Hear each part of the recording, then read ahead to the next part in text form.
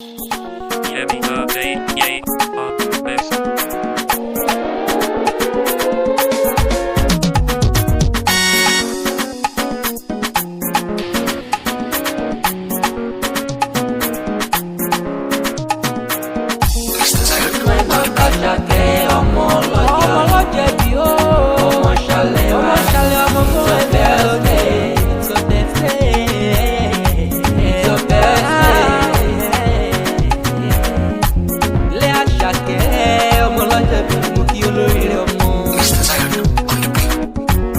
Ṣàlẹ̀ wá ṣàlẹ̀ ọlọ́jọ́ bí ni mo kí ọ dáadáa.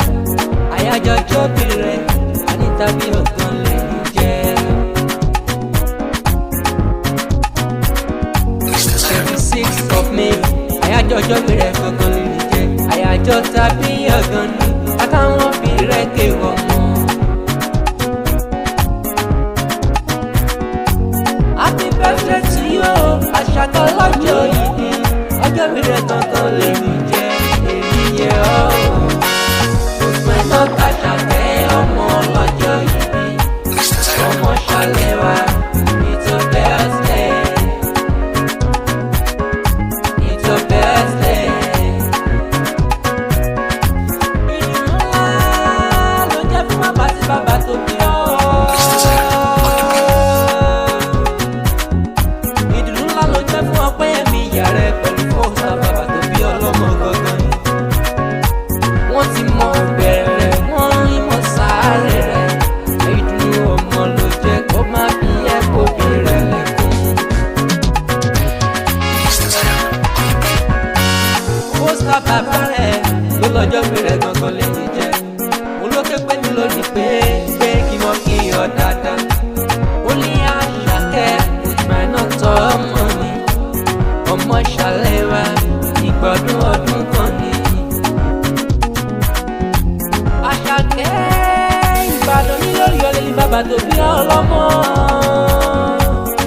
Ìlọ́mọ nílùú Ìbàdàn ní lórí ọ̀dọ́ máa jẹ̀rọ.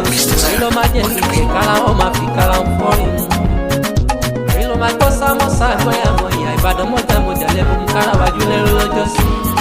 Ìlú àjà ìlú òjò ìlú ìpínlẹ̀ olókodò kẹ̀yìn lójú ogun. Ẹlẹ́yẹlé lómi tó ń tọ́ mọ́ pọ̀ wọn àṣejù yẹn ló dá fún mi. Ìwé fẹ́ràn nínú bàbá mi kí ọlọ́mọ ni. Wọ́n túbọ̀ dàgbà wá dòkó, wọ́n túbọ̀ ṣọ̀pọ̀lọpọ̀ ọdún láyé. Ìgbọ̀dún ọdún kan ni ó ti dájú fún wọn. Òpin náà Àṣàkẹ́ ọmọ ọlọ́jọ́ ìbí, ọmọ Ṣàlẹ̀ wá. It's your birthday. It's your birthday. Wá dàgbà wá dòkó láyé, wọ́n túbọ̀ ṣọ̀pọ̀lọpọ̀ ọdún lọ́gbọ̀n. Wájú lọ́pàá ibi tí ń rè sí gbọ́, wájú ló mọ̀ lọ. Wá dàgbà nínú ọgbọ́n, wá dàgbà nínú òye.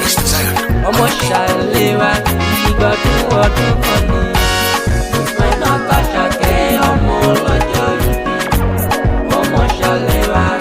It's your birthday. It's your birthday.